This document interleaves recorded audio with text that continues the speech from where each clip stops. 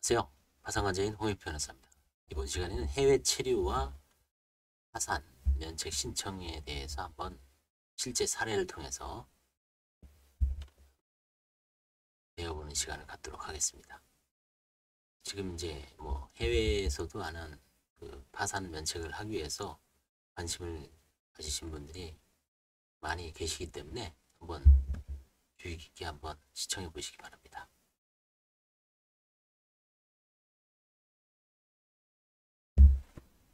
해외 체류자의 파산 면책 신청. 첫 번째, 이제 해외 이주 요인이 있죠.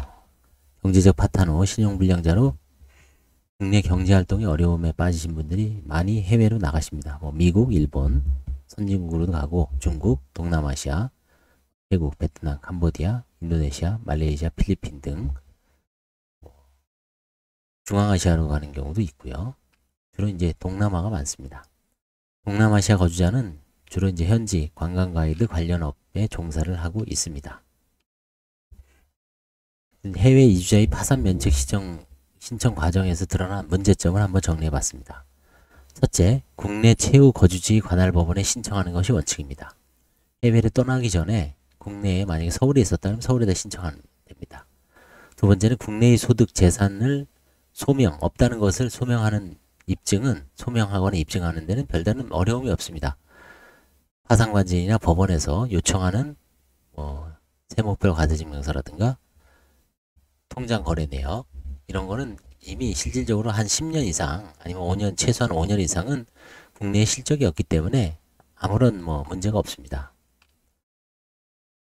세 번째, 다만 해외에서 경제 활동을 하고 있으므로 지금 현재 국내의 채권자들이나 법원 입장에서는 재산 은닉을 혹시 해놓은 게 아니냐 문제될 수 있는데, 대부분 현지에서 관광 관련 일용직에 종사하고 있으므로 현지 월 소득에서 생활비 규모, 이제 외국에는 거의 보증금이 없죠. 월세라든가 자녀 양육비 수준에 비추어 충분히 큰 재산이 없었다는 것이 소명이 가능합니다.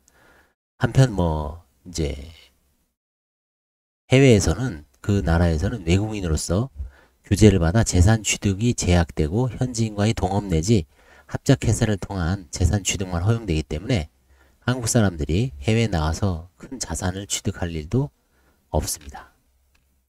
네 번째, 일부 법원에서는 해외 체류 중인 것을 이유로 실제로 국내에 교육해서 조사를 받을 수 있는지 여부를 살피기 위해서 신문기일을 열고 출석을 요구했었고요.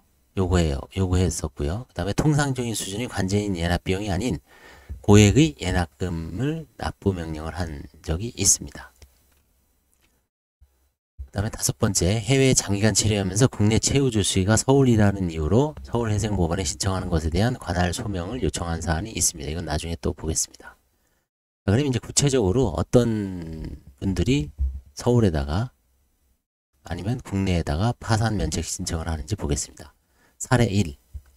채무자는 주로 서울에서 생활하던 중 경제적 파탄 후 일본과 국내를 왕복하던 중 일본인과 결혼하기 위해 일본으로 이주하였습니다. 이주하기 전에 국내 주소지를 우편물 등을 송달을 받기 위해 한 번도 살지 않은 국내 지인, 친언니 있죠. 친언니 주소지인 예를 들어 경북 어느 모처로 이전을 해놨습니다. 그리고서 채무자는 서울해생법원에 파산면책 신청을 하고 있습니다. 채무자는 이제 해외에 체류하고 있어요. 해외에 체류. 일본에 체류하고 있다고 보여지죠. 그래서 법원은 채무자의 채무 국내 주소지가 지방, 경상북도였죠.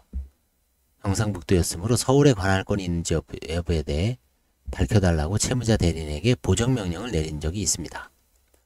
그래서 신청 대리인은 제가 이걸 관제인으로서 수행을 한 건데, 신청 대리인은 이제 어떻게 소명을 했냐면 채무자의 실질적 생활 중심지, 주소, 거소가 일본으로 이주 전 서울이었고 일본으로 이주하기 전 서울이었고 주민등록만 거의 10년 이상 있었습니다. 지방 이전은 경상북도 모처로 지방에다 이제 주소를 이전한 것은 혹시 국내에 형식상 우편물을 받기 위한 목적이었고 생활해 본 적도 없으므로 서울이 생활 거점이었다는 것을 이제 입증해서 서울해생법원이 관할이라고 적극적으로 주장을 해서 결국 법원에서는 받아들여졌습니다. 그래서 서울해상법원 파산 선고 결정을 받았습니다. 그 다음에 제가 이제 지금 생각나서 하는 건데, 일본과 관련된 어떤 분은 이제 지방에 있었습니다. 최후 주소가, 아니, 그 국내 주소가, 뭐 충청북도, 충청도 어디였습니다. 근데 이제 서울에다 신청하기 위해서 서울로 이주를 한 다음, 실질적으로는 일본에 있는 동경에 여자친구와 왔다 갔다 하면서 이제 동거를 했습니다. 그래서 이제 그 서울에서 이제 주소를 옮겼고, 실제 최후 주소는 서울이었고요. 실제 거주지는 이제 동경이죠. 도쿄. 뭐 그분도 이제 서울이 실질적으로 최후 주소라는 거를 기준으로 해서는 또 파산 면책을 받았습니다. 그래서 이제 일본과 관련된 사례가 2건이 있었습니다. 그 다음에 사례 2는 보겠습니다. 채무자는 10년 전에 경제적 파탄 끝에 해외로 이주하여 재혼 후, 한국 사람하고 재혼 후 자녀를 낳고 동남아 국가, 동남아 모 국가에서 부부가 맞벌이로 경제활동을 하고 있습니다. 최후 주소지 관할법원에 파산 면책을 신청했습니다. 경기도 어디쯤이었습니다. 법원은 신문기를 열어 채무자의 출석 및 관제인 조사 가능성을 살펴보고 고액의 예납 명령을 내렸습니다. 뭐 수백만 원 나왔습니다. 근데 결국은 최종적으로는 파산 면책은 됐습니다. 왕복 항공료가 비싸지 않은 지역으로 한 3번 정도 왔다 갔다 하신 걸로 알고 있습니다. 뭐 다행히 이제 고액의 예납 명령을 내고 이제 받아서 그 예납을 했고, 그 법원에서는 이제 관제인 조사에 아마 한 번 정도 출석을 하고 마지막 법원 재판에 갖고 신문기를 해서 한 3번 정도 갖고 뭐 이렇게 순조롭게 조사가 잘 진행돼서 잘 끝났습니다. 실제 국내에 뭐 아무런 재산도 없었고요. 그 다음에 사례 3. 채무자는 이제 지식산업센터 분양시행사에서 근무하면서 회사 보유분을 분양받았습니다. 중도금, 잔금을 낼 여력이 없었고 해외에서 결혼하여 출산을 앞두고 파산 면책 신청을 하였습니다. 채무자는 해외, 그러니까 배우자의 국가에 출국 후 파산 선고일에 출석하였고 국내에서 출산 후 자녀와 함께 다시 이제 남편이 있는 해외로 출국하여 현재 배우자와 함께 외국에 생활하면서 뭐 면책을 아직 면책은 안 됐고 일부 환가 사건이 이래서 보험 해약 감금이 조금 있어갖고 그 부분을 이제 환가를 해서 채권자들에게 나눠주고 끝나면 이제 조만간 면책될 예정입니다.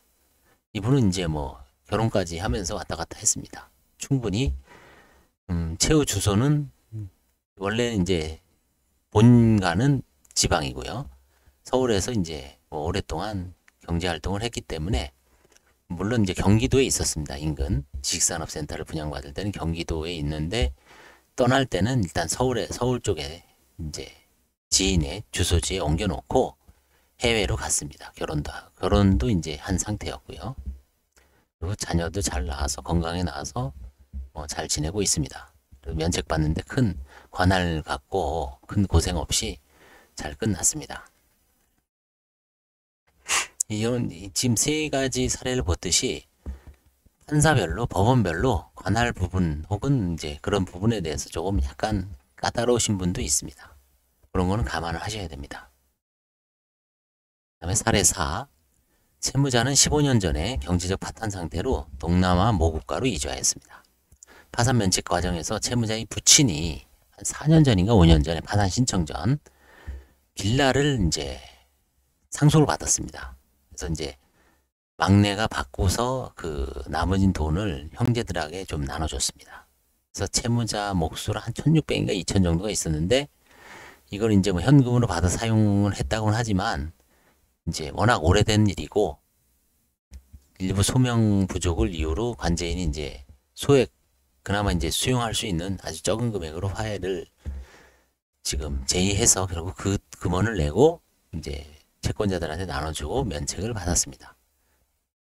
이것도 이제 뭐 관할과는 큰 문제가 없었습니다. 왜냐면 이분은 이제 그 들어올 때 자기가 아는 절친한 그 지인의 집에 서울 뭐 예를 들어 동대문에 주거를 두고 그 주소를 옮겨놓고 원래 경기도였거든요. 이제 최후 주소는 한 15년 전에 떠나갈 때는 경기도였는데 국내에 귀국해서는 지인, 후배의 집에 그 주소를 옮겨놓고 이제 필리핀으로 왔다 갔다 하면서 한 두세 번 정도 왔다 갔다 하면서 결국은 이제 파산 면책을 받았습니다. 사례 5. 채무자는 한국에서 이제 수차례 남성들과 이제 결혼하거나 이제 사실혼을 하면서 이제 좀 남자들한테 좀 피해를 입은 것 같아요. 경제적인 피해도 그렇고. 그래서 이제 결국 해외 이분이 이제 미국으로 간 것 같아요. 미국으로 가서 해외 이주를 결심하면서 국민연금을 일시불로 수령을 했습니다. 한 3천만 원 정도, 2천인가 3천 정도, 2, 3천 정도 수령한 것 같아요. 해외 이주면은 국민연금을 일시금으로 다 주는 제도가 있습니다. 그래서 경제적 파탄 상태의 채무자는 일시금으로 수령한 3천만 원을 국민연금을 채무자를 대신해서 카드값을 지불하거나 돌려막기 해준 동생의 채무를 변제했습니다. 그러니까 동생도 결국은 채무자 때문에 수천만 원의 빚이 있었습니다. 동생도 이제 채권자였죠. 물론 파산 면책에서는 동생 채권은 안 넣은 것 같아요. 그래서 결국 이제 관제인이 그 조사를 해보니까 동생한테 송금한 내역도 있고 채무자도 그렇게 진술하고 해서 이거는 이제 뭐 편파 변제, 편파 행위가 명백했습니다. 그래서 이제 부인권을 행사하려는 찰나에 그때 이제 채무자가 해외 이주 후 코로나가 터졌습니다. 2019년 말이니까 19년 한 10월쯤에 나간 것 같아요. 그때는 코로나 전이었죠. 코로나는 2019년 12월부터 문제가 됐습니다. 그 다음에 2020년 2월에 이제 확진됐죠. 그래서 채무자가 해외 이주 후 코로나가 발생하여 채무자는 국내로 귀국하지 못했습니다. 그때 뭐 진짜 난리였죠. 그래서 이제 이미 파산 선고는 돼 있었고요. 그래서 관제인은 이제 보이스톡, 카카오, 보이스톡으로 조사를 해서 뭐 특별한 문제는 없었고요. 그리고 이제 이 사건의 쟁점은 오직 채무자의 동생에 대한 편파 변제 행위에 대한 부인권 행사였으므로 채무자 및 동생을 설득해서 정확한 금원은 생각나지 않습니다. 한 1,500에서 한 2,000 정도, 한 1,500 정도 된 것 같아요. 그래서 일부 금원을 파산재단에 편입해서 채권자 배당 완료 후 채무자는 이제 면책했습니다. 그래서 채무자는 이제 코로나가 어느 정도 잠잠해지고 2021년인가요? 그때 이제 마지막 재판에는 또 이제 안 와도 되는데 본인이 이제 참석을 했습니다. 그래서 이 사례도 이제 뭐 나름대로 잘 끝난 것 같습니다. 코로나라는 그 역경 속에서도 채무자는 면책을 받았습니다. 그 다음에 사례 6. 채무자는 이제 해외에서 관광 관련업에 종사하고 있습니다. 부부가요. 그래서 채무자는 서울에 국내 채무조소지가 있었어요. 근데 여기서도 이제 법원에서는 채무자는 지금 동남아 모 도시에서 살고 있는데 서울에다가 파산 면책을 하는 근거가 뭐냐. 그래서 뭐 앞서 그 1번 사례처럼 채무자가 해외 이주 전 실질적으로 생활하였던 근거지가 서울이었다는 점을 소명하였고 결국 파산 선고를 받았습니다. 결국 이제 면책은 됐습니다. 그다음에 사례 7. 이거는 이제 지금 사건은 아니고요. 이 지금 1번부터 6번 사례는 최근 그래도 한 1년, 2년, 3년 내에 일어났던 실제 사건이고 이 사건은 지금 한 7, 8년 됐나요? 되게 오래전 사건인데 특별히 이제 기억이 남습니다. 왜냐하면 채무자 부부는 국내에는 해외 이민으로 주민등록이 말소됐습니다. 미국이었던 것 같아요. 미국으로. 그래서 주민등록 이제 파산이 들어왔는데 이때 이제 채무자 부부 파산이 들어온 게 아니라 이제 남편만 들어왔습니다. 그래서 이렇게 보니까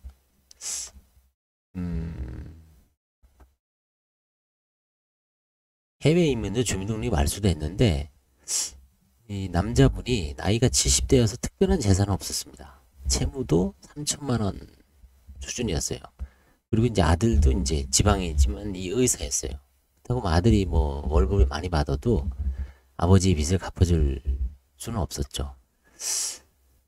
근데 이제 채무자가 이렇게 이제 빚을 진 이유를 따져보니까 공항에서 뭐 면세점에서 카드도 사고 카드로 뭘 사고 사기도 하고 좀 약간 과소비를 한 것 같아요. 그래서 이렇게 보니까 깜짝 놀란 게 미국 영주권 때문에 그런지 몰라도 그러니까 한국에서 2000년대 초반에 떠났습니다. 그리고 나서 계속 왔다 갔다 하시더라고요. 6개월마다. 비자 요건이라든가 이런 것 때문에 그런지 뭐 그런. 그래서 보니까 출입국 관리사무소 출입국 관련 기록을 띄워라 그랬더니 진짜 뭐 빽빽합니다.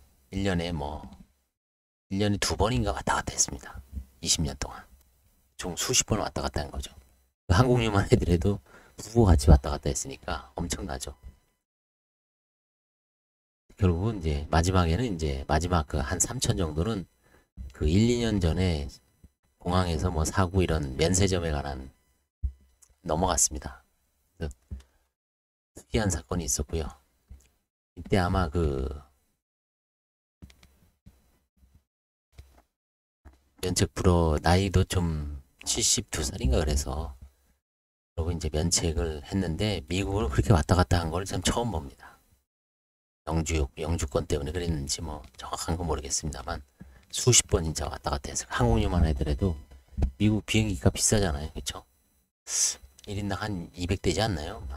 지금 부부가 왔다 갔다 하면 최소한 3, 400 들었을 텐데 1년에 6, 700이 항공료만 1년에 한 돈 1000만 원 쓴 거죠. 20년이면